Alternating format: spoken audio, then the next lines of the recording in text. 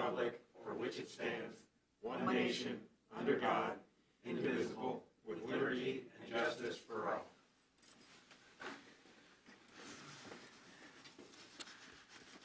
Okay, first item on the agenda is the approval of the minutes. Mr. President, I move that we approve the January 19th minutes as presented. Second. Okay, we have a motion and a second. Any further discussion? Hearing none, all in favor say aye. Aye. Aye. Those opposed? That passes. Accounts payable vouchers. Mr. President, I would like to recommend the claims from January 21st through February 1st, 2021 be approved without exception. Mr. President, I move for approval as submitted. Second. We have a motion and a second. All in favor say aye. Aye. Those opposed? That passes. Mr. Payroll. President, I would also like to recommend the payroll dated January 22nd, 2021 be approved without exception. Mr. President, I would also move that those be approved as submitted. Second. All in favor say aye. Aye. Those opposed? That passes. All right. Looks like we have a couple of cases through area plan. We'll take a motion to Mr. hear. President, I move that we hear ordinance number 2021-03-CM, Bethany Rainey, R1 to R2. Second. All right. Is petitioner on the line?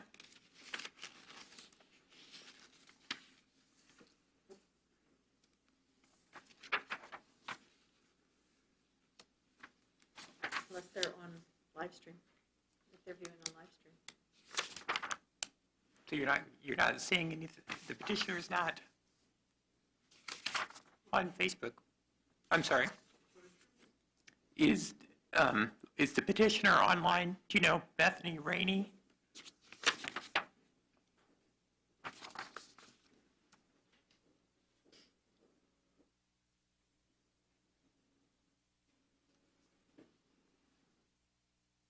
They would be on, we're anticipating they would be on GoToMeeting. Yeah. Because I don't think there is a go-to meeting. I have a go-to meeting app, Oh, you but I do? don't have Okay, any. okay. I mean, I wasn't sent a request to send one specifically to anybody for that person, or for that name. And Sally, they were not represented by an attorney, correct? Okay. Could you? Yes. I mean, it is a pretty simple request. Okay, I think you have the staff report in your packet. This is a lot at the southeast corner of East Pine Avenue and essentially Klondike Road. This property has had a duplex on it since before there was a zoning in the county. It was built in 1962 based on the assessor's records. The first zoning ordinance in the county was adopted in 1965. So it's a pretty simple request for the zoning to match the land use since it was there prior to 1965. It is at the beginning of a street that is pretty much all duplexes. Some of the zoning, just a lot or two to the east, is R2 for a duplex. And then there's a newer development even farther east that's planned development residential that includes newly built or more newly built duplexes. So there's going to be no change in land use. I think they just are interested in being able to get a mortgage as a non-conforming use. They appear to be having difficulty doing that. Staff recommended approval, and the Plan Commission voted 17 yes, 0 no. Thank you, Sally. Are there questions from commissioners? No, sir. Is there anyone in the public that would like to speak to this request?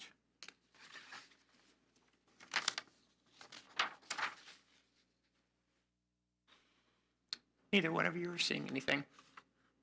Holla? No? Okay, Bob? Murtaugh, Yes. Byers, Yes. Brown. Yes. Ordinance 2021-03, CM passes 3-0. I'll entertain a motion to hear the next one. Mr. President, I move that we hear ordinance number 2021-04-CM, Michael Moulter, A to RE. Second? All right. So is the petitioner present for that request?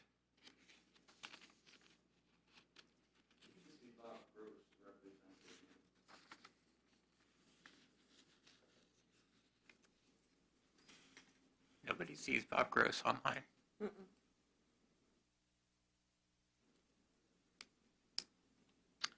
Okay. Sally, do you mind going through that one? I know we did have a couple of folks here at the meeting who had some questions, but mostly in regard to drainage on this particular property.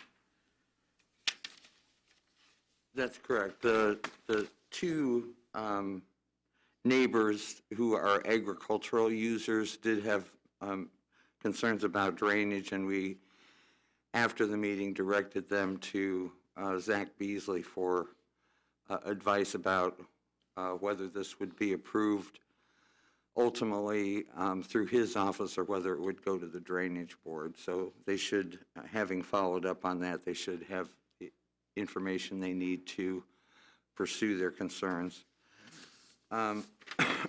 This is a request to go from agricultural to rural estate. They are intending to create, if this is approved, then they will file a petition for the rural estate subdivision. They would be seeking 12 lots in the rural estate, and that would be added to 2 parcelization lots and 4 minor subdivision, I believe 4 minor subdivision lots. It does meet all the requirements for rural estate. It's not been in agricultural production, and it's wooded, meets those requirements, and they meet the size requirement for average size of lots. They are also sufficiently far enough from sanitary sewer that it also qualifies that way under the rural estate. And if it goes to drainage board, then you would see this again in that capacity in the subdivision phase.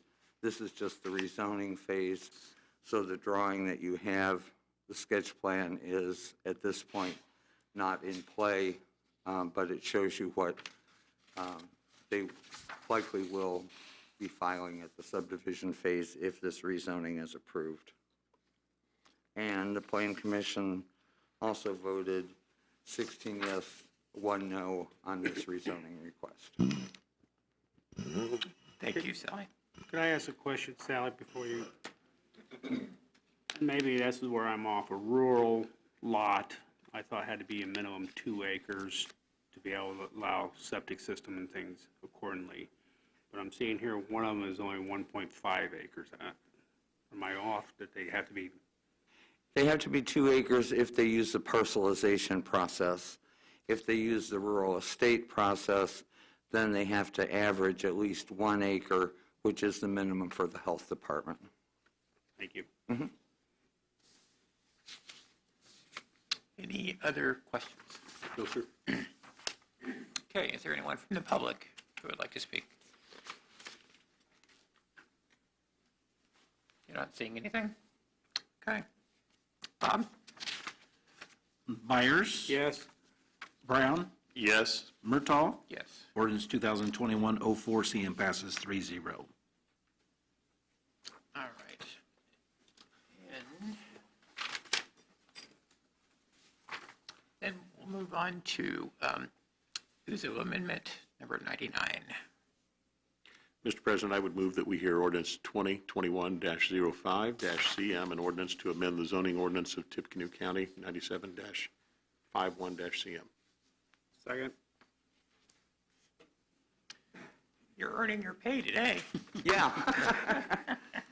Okay, this is an amendment to the text of the zoning ordinance to specifically allow and regulate solar energy systems through the zoning ordinance. So it has 3 major parts. The first is solar energy systems as accessory uses, either to one house, one business, one industry, and those requirements, development requirements for that kind of accessory solar energy are minimal. There are some allowances for roof-mounted solar panels to be slightly higher than would normally be permitted in that zoning district, just so you can add them to the roof.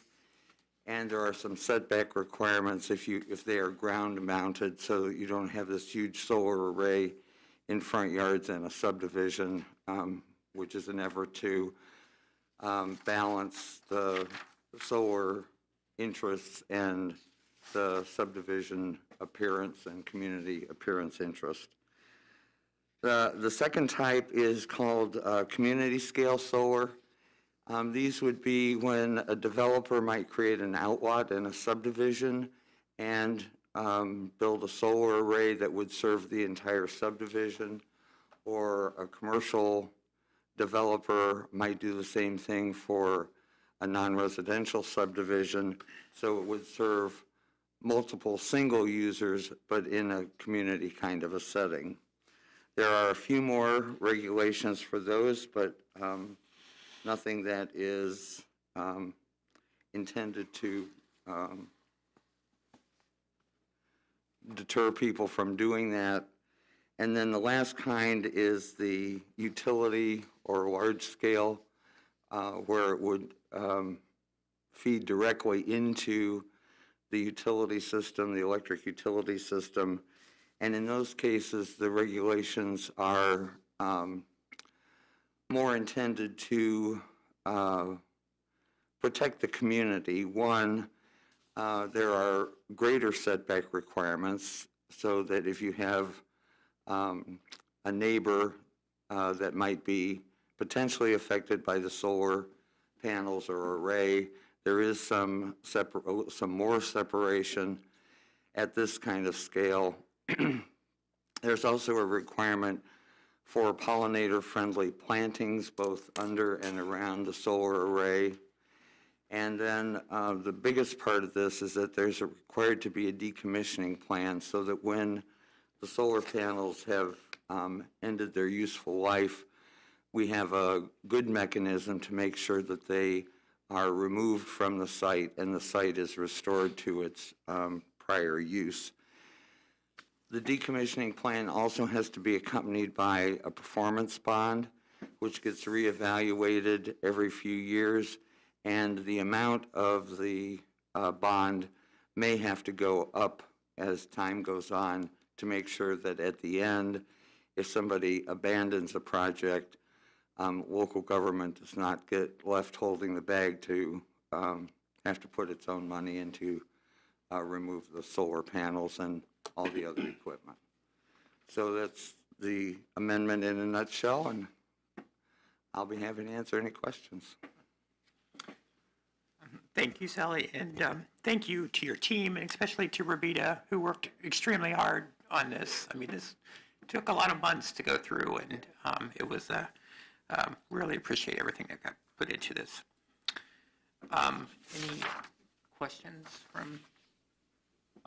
I will just add that there is a really bad bill that's going through the House right now, House Bill 1381, in which completely takes the local control over wind and solar energy systems from local governments and sets very minimum standards at a statewide level. And obviously that's something that we will be fighting, because it obviously just totally disregards what's crucial to particular areas, and especially in Tippecanoe County in our case. So we will be, hopefully that bill will be defeated, and then this amendment will stand. And I assume the bill you're talking about, Tom, was mainly the large solar fields, or would that affect somebody putting it on your house or whatever? No, it would be like solar farms. So what we've done is, right, so what's getting improved here locally is still good, other than if it's a large solar farm, potentially. What's being done today with this Right. would be what was done collaboratively here at Tippecanoe County. Right. If The law changes, the only thing it's really affecting is the big solar farms. no, this is big solar farms. So what would change is if those parameters state that you can't be as restrictive as we've been here, then it basically would throw this out. We have to go by the state legislation. For even a private homeowner. Well, I don't know if the state legislation will deal with a private solar panel. It'll just be the big farms. That's what I'm saying. But this is big farms too. Right. Yeah, okay. But So in other words, it would, Is that we might not get decommissioning plans, and we are unlikely to get performance bonds to make sure that they are dismantled at the end. and we don't know what kind of setbacks there might be. We don't know, we might not get, some of the plantings that are talked about, that type of thing. So it's just ludicrous that they'd want to make that a statewide ordinance instead of having local control for that kind of thing.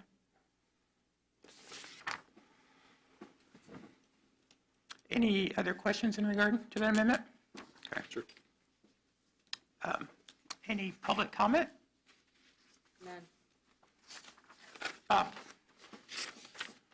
Brown, Yes. Murtaugh, Yes. Byers. yes, Or 2021-05 CM passes 3-0. All right. Sally gets to take a break, but yeah, we have another ordinance. Mr. President, I move that we hear ordinance 2021-02-CM, technical corrections to the Tippecanoe County Code. Second. Doug? Yeah, so this has been a back burner project of mine to kind of clean up our county code.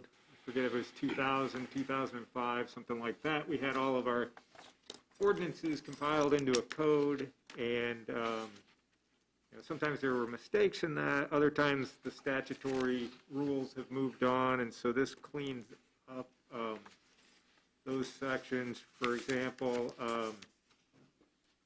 there's a section that says how resignations should happen if a commissioner wants to resign, that they'd send notice to the county council. There's a state statute that says instead that notice goes to the clerk of the county court. So that's fixed. There's a ordinance that says the council should meet at 2 p.m. on the second Tuesday of the month, and that hasn't happened in forever, and so the ordinance is updated to saying that they can meet whenever the council says they want to meet. There's a section that says that created the county Homeland Security Director. Since adoption of that resolution, that person has been the director of TEMA, and so the ordinance is updated to clarify that that's what's going to happen unless the commissioners specify that somebody else should have the job. There's an ordinance that updates the membership of PETA-BOA to reflect the statutory requirements. In particular, the assessor, auditor, and treasurer are no longer required members, because that hadn't been the statutory requirements. And these are all set out in the whereases, I think, pretty clearly. I don't know if you want me to go through all of it, but so, there's a dog tax way back when, and this clarifies that that's no longer the case. I guess I'll just leave it there. You can ask me if you have any particular questions about it. It's pretty much just cleanup. Yeah, it's cleanup. We can say stay tuned, there will be more. Yeah, this is, like I said, this has been really back burner stuff. It has not been, I just gotten to a point where I felt like I had enough to send you without overwhelming you and without waiting another 2 years to do it. So figured we could get this cleaned up and move on to the next sections. Okay. Any questions for Doug? No, sir. Thank you for the work. Is there anyone in the audience that would like to address this? No? Did we have a motion? Yes. Okay. You ready for the vote? Yes. Murtaugh, Yes. Byers. Yes. Brown, Yes. Ordinance 2021-02 CM passes 3-0. Okay, so we'll hear that on second reading at the next meeting. All right, county copier proposal, the opening of bids. Looks like you've got some work to do. Yeah, and so this is, these are actually proposals. Instead, the agenda says bids, and the distinction is that with bids, you'd be reading off a final number. With proposals, the statute says that while the proposal process is going on, you want to keep the contents of the proposal confidential during negotiations. So I will open them and let you know who has submitted a proposal, but after that, they should be taken under advisement. The NITS will keep a register of proposals to keep some of the essential information, and then the final proposal materials become public once the process is concluded. Okay. So first we have the proposal submitted by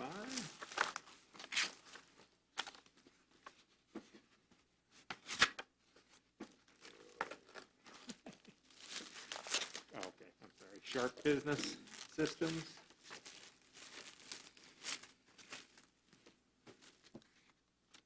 And we have a proposal from Van Osdal and Brown.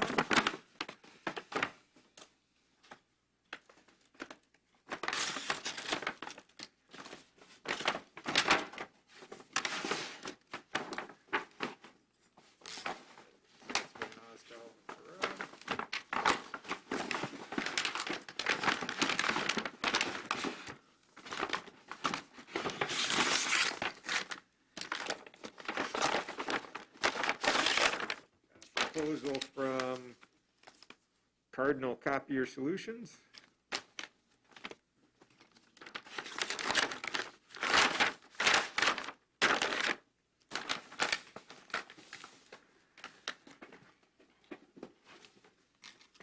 Proposal from Lafayette Copier Service and Sales.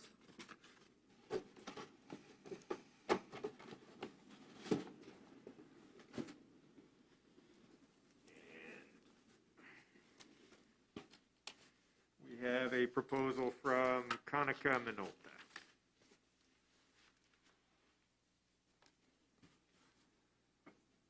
That is all of them. All right, thank you, Doug. I'll entertain a motion to take those under advisement. So moved. Second. Okay, we have a motion and a second to take those under advisement. Thank you to all who participated in the process. All in favor of that motion, say aye. Aye. Those opposed? That passes. All right, we have an MOU for Long Center for continuation of that. It's basically just extending it another Yep. 6 months. Extends it 6 months, I think, I didn't actually bring a copy, but I think it's to July 31st. Mr. President, I move that we approve this addendum to our MOU with Lafayette Long Center as presented. Second. Okay, we have a motion and a second. All in favor, say aye. Aye. Those opposed? That passes. All right, we have a MOU with the Association of Indiana Counties for their TREX program for community corrections. Good morning. Morning. This is a request for an MOU and agreement with Community Corrections and the Association of Indiana Counties for their TREX program, which stands for Tax Refund Exchange and Compliance System. It's a program that was put into place in 2017 that allows entities, and Community Corrections being one of those, to work with the Indiana Department of Revenue to send basically a spreadsheet of those that have delinquent fees to Community Corrections, and to use an individual tax refund to repay those delinquent fees to that entity. We've worked with the Auditor's Office, Treasurer's Office, and Doug to go through this, and everybody's in agreement with it, so we're looking forward to it. There's 4 community corrections that I'm aware of that use this program, and it's been very successful for them to recuperate some of the back fees that are owed to them. And we use it for property taxes that are due, correct? I think we have a contract. I don't know if Jennifer has actively used it, but I know we have it in place, and a lot of counties do use it. Okay. All right, any questions in regard to that? Mr. President, I would move that we approve the MOU and agreement with the Association of Indiana Counties. It's for the tax refund exchange and compliance system, also known as TREX. Second? All in favor, say aye. Aye. Those opposed? That passes. Thank you. Thank you. All right, the Big Four Trail Master Plan. This is basically an agreement between the city of West Lafayette, and Tippecanoe County. Butler, Fairman, Cipher has been approved to work the project. It is to do a master plan of where trails and paths and bicycles and everything else should potentially go. It is costing the county a total of $10,000 to do this master plan. So saying that, Mr. President, I move that we approve this MOU between the two cities for the Big Four Trail Master Plan. Second? Okay, we have a motion and a second. Any further discussion on that? Hearing none, all in favor, say aye. Aye. All right. All right, the next one, we have a creation of a position of Executive Director for the Area Plan Commission. A press release went out last week that Sally's replacement has been named. Sally is going to be retiring after many years of service to this county, and the purpose of creating this position is so that Sally can work alongside that person for a calendar month. So this position will be created for a short term and then terminated at the end of that month-long period. And Bob, you had mentioned previously that we could just do that in a single motion, you think? Maybe do the creation and set an elimination date? I would think so. If you know when you would be done with the position, that would be wise, in my opinion. And that would be March 1st through March 31st, correct? Okay. So would you see any downside to doing that? No, I'd maybe give yourself a couple extra Days, days, or, so yeah. you're not, Yeah. anything comes And, up. and maybe it might be best to even do April 15th in that time frame. Yeah. Yeah. Okay. Any questions in regard to that? Okay. Mr. President, I would move that we approve the creation of the position for the Executive Director for Area Plan through, as outlined, through April 15th, 2021. Second. Okay, we have a motion and a second, and just for clarification, the intent of your motion was for the position to be eliminated on Yes. April 15th. Okay. Okay. Any further discussion on that? All in favor, say aye. Aye. Those opposed? That passes. Thank you. All right, and then we have a continuing disclosure filing with FSG Group. Bob, do you want to talk about that? Yeah, this is something that we have done every year. When you do have bonds, there has to be financial disclosure. This has to be done by a certified firm to do this, so we have outsourced this to Financial Solutions Group for a number of years, and so we are, I would assume, just about done with this, because I think the only bond that we're doing this on is the probably the jail, which is about to be paid off. But so this is just something that they put together the paperwork and sent it to the appropriate people, disclosing the financial situations that we have within our county. And the fairgrounds won't be. I don't know that we have. I don't know if it is just the ones that are property tax bonds. Oh, I see. I'm not sure on that Okay. one, but we have not ever sent them any information, but it's more generic information than what we have done in the past. You know, have we had any large events, financial events within the county? It doesn't get down to specifics of the jail project or necessarily the fairgrounds project. And then the agreement itself asks for a signature from the compliance officer. So I'm thinking who's the compliance officer? That's probably the auditor. That's what I would assume too. Okay. All right. All right, any questions? Mr. President, I move that we approve this continuing disclosure filings with FSG Corporation. If I remember right, it's not to exceed $3,000 to do this. Second? Okay, we have a motion and a second. Any further discussion? Hearing none, all in favor, say aye. Aye. Those opposed? That passes. Okay, and then we have, is Rebecca here? No. We have a youth services agreement. This is an addendum on the VOCA Safe Place program, expanding the locations, additional funding to expand the locations of that program. Mr. President, I would move that we approve the contract addendum for the VOCA Safe Place program. Second? All in favor, say aye. Aye. Those opposed? That passes. All right. Looks like we have 3 change orders. The first one I will cover is for the fairgrounds, the courthouse project. As that wraps up, we had, that project is essentially complete. We're waiting on a little bit, some furniture to come in, but other than that, it's largely complete.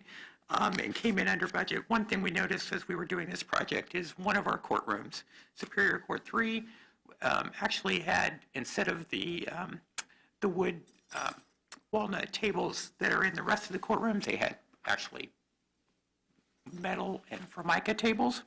So Superior 3 are getting tables to, 3 tables to match the rest of the courts. And then we have the jury room table for the new jury room as well, for a total of $24,125. I'll entertain a motion for the approval of that change order. Mr. President, I move to approve this change order with Stahl Woodworks, Inc., as stated. Second? All in favor, say aye. Aye. Those opposed? That passes. And then the fairgrounds. We have a change order with Brenico, Inc. This was to replace 2 existing yard hydrants out by the northwest corner of the swine barn. It is an increase of $747.14. I move that we approve. Second? All in favor, say aye. Aye. Aye.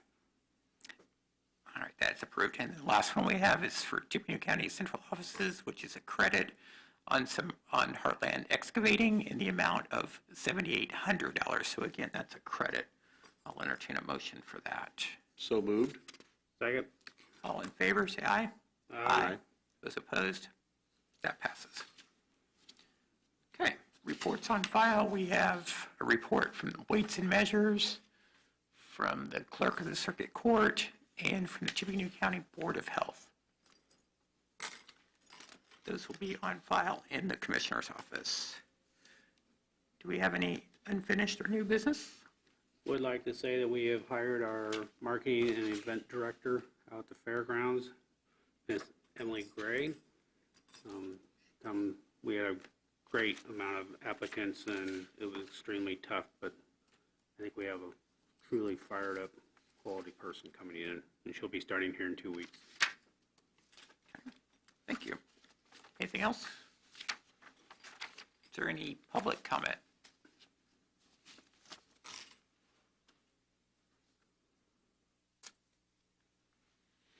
Okay, I'll take that motion.